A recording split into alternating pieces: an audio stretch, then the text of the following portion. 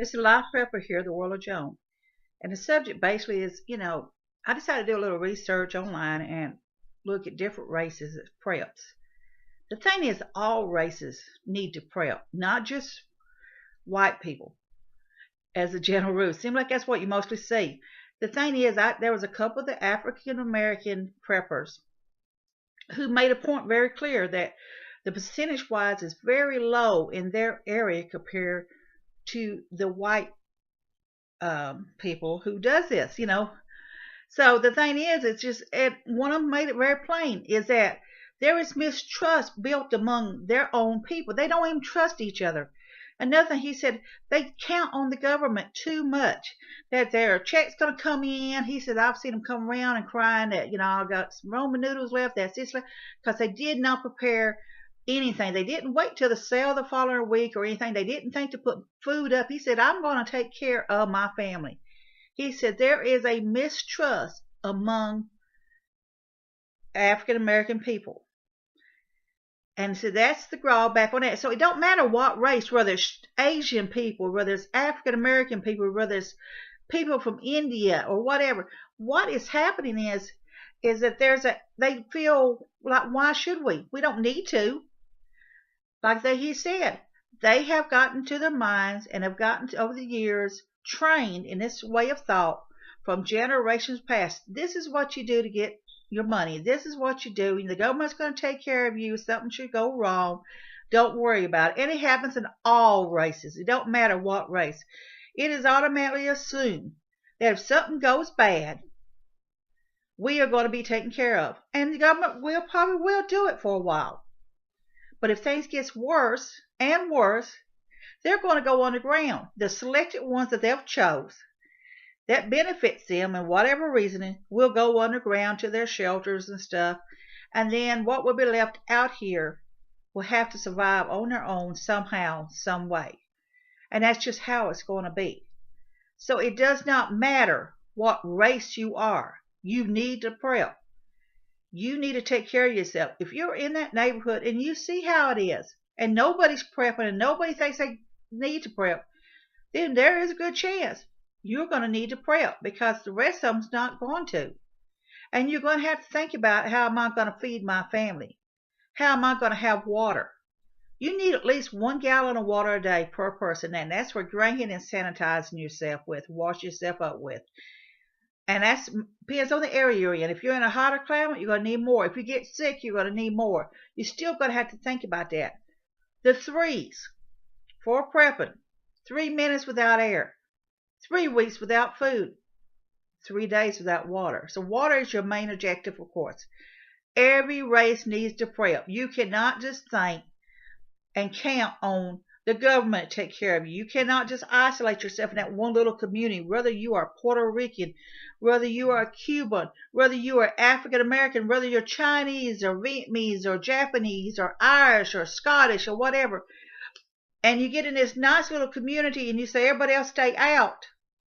But none of you in that community has prepared yourself. You have not put food up. You've not prepped up. You've not even thought about what would happen if you don't have it. Tomorrow, if shtf happens, prepping should be for everybody, not just for one group. Because I want to tell you something. If you haven't prepped up any food for your family, to put water back and food back, then your family's going to starve. If you had not figured out a way to keep your family kind of warm, they're going to freeze to death. It depends on what area you're in. And your neighbors, who you thought was your best friends, and all you say, well, I need some food, we're out. Well, then you're going to give them some of your food, and next thing you know, they're going to have a knife at your throat. I'm not saying they're all like it, because the true colors is going to come out in a lot of people. People who you thought you could trust, whether they're family members, your best friend, neighbors, or whatever, can turn ugly.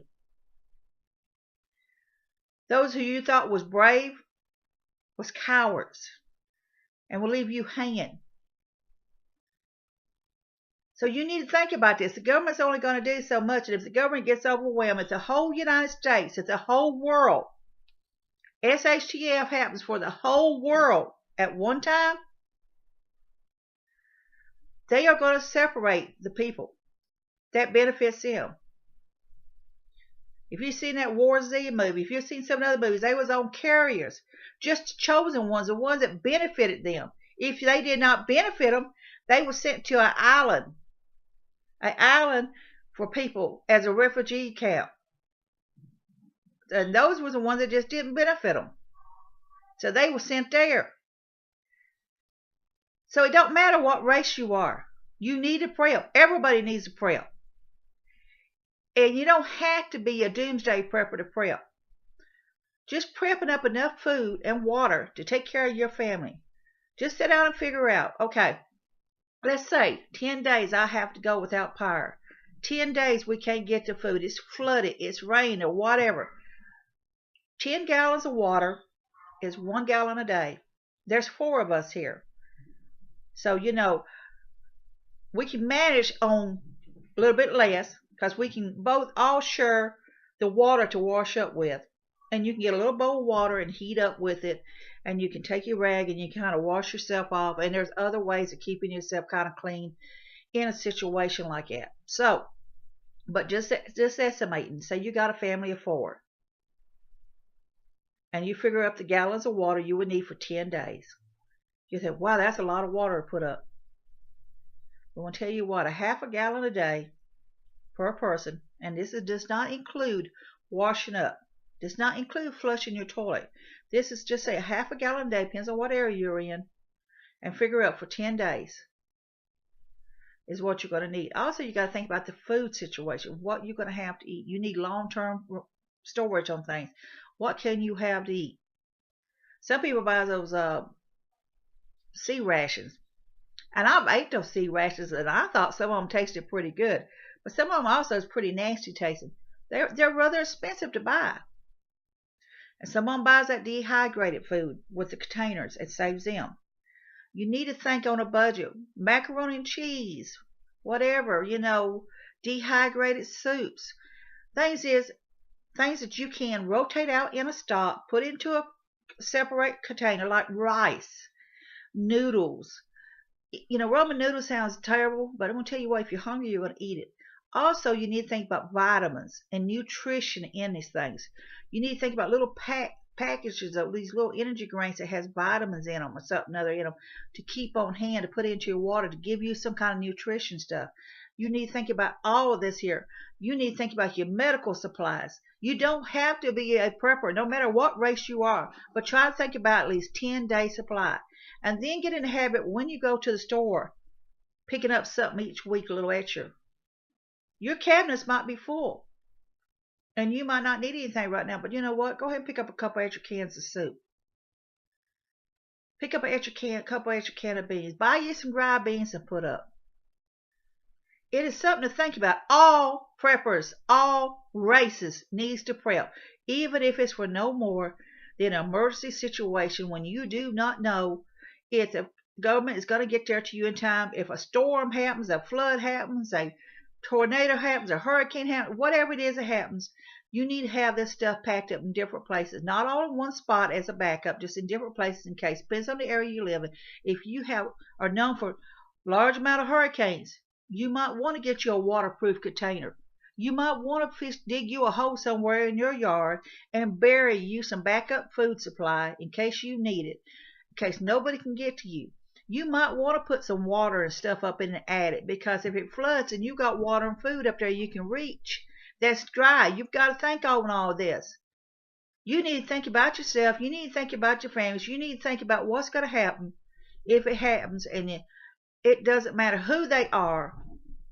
They're hungry. People you thought was good people are going to cut your throats for that food. And then you're going to have to make that decision. Am I going to give that person a can of beans? Am I going to feed that person? Well, we've been best friends for years. Am I going to take care of that person? But you know what? That person never did even put anything up. After I kept telling that person, you need to start putting things up. You need a prep. And you know what their answer is? I don't need a prep. I'll just come over and stay with you if something happens. That's their answer. I'll come and stay with you. So then they're going to eat your food up. And then you need to also think, I need to prep up extra stuff. I need to have it in different places. I need to have different things. I need to be prepared for an event of a storm or whatever. in a herbal situation to take care of my family and feed them.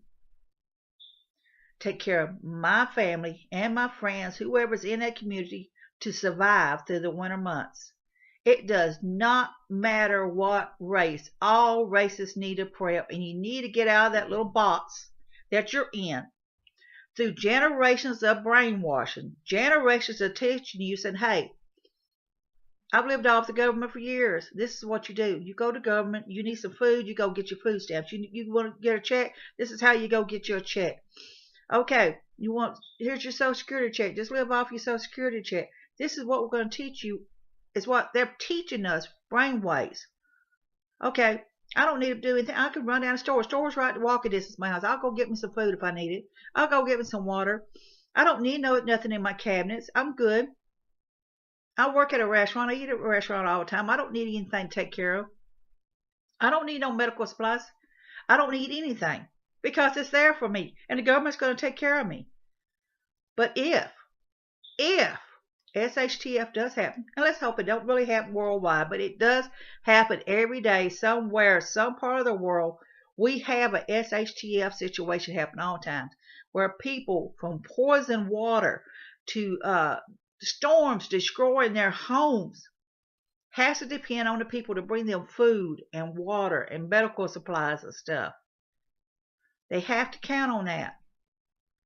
And none of them, I guarantee you, 90% at least, did not have any backup food or water supplies for them anywhere to take care of themselves during that time. And you've seen pictures of when the water was contaminated. People there with pictures and things. They had no water. I had one friend was saying, how are we supposed to take a bath? How are we supposed to do this? Nobody ever considered, what am I going to do? Everybody, every race needs to prep, because when SHT does happen in whatever area, how small it is, your neighbor is going to be knocking on your door asking you for food, and you just like to be the one trying to find food yourself. So, my opinion, we all need to prep something. You don't have to be a doomsday prepper. You just need a prep to make sure your family's getting fed. Think about it. Think about what you can put up for a period of, they say for 3 days. I say for 10 days is better. And if you can do a month, that's even better. Get in the habit. Every time you go to the store, if you got a few extra dollars on your list there, buy your extra bottle of alcohol. Buy your extra bottle of peroxide. Get you some other stuff. Maybe buy you some extra toilet paper. Buy you some extra water. You may not need water. You may have 8 jugs of water, but get you 2 more jugs anyway. Figure out how to filter your rainwater. Countless things. You need to think about how you're going to feed that family. I want to tell you what, a bag of rice will go a long way, and you may be tired of it. So stock up on some spices, but at least you're eating. And think about vitamins and nutrition for your parent families and yourself. I could preach about this all day, that all people need to prep, all races. You don't have to be a doomsday prepper. I can preach on it all day. All races need to prep, and other races that are prepping are looking at their people and say, y'all are such losers. Y'all are screwing up because you think you don't need to, because you've been taught and you've been brainwashed. And I'm going to take care of my family. So from the world of Joan, be safe, be happy. Bless you all.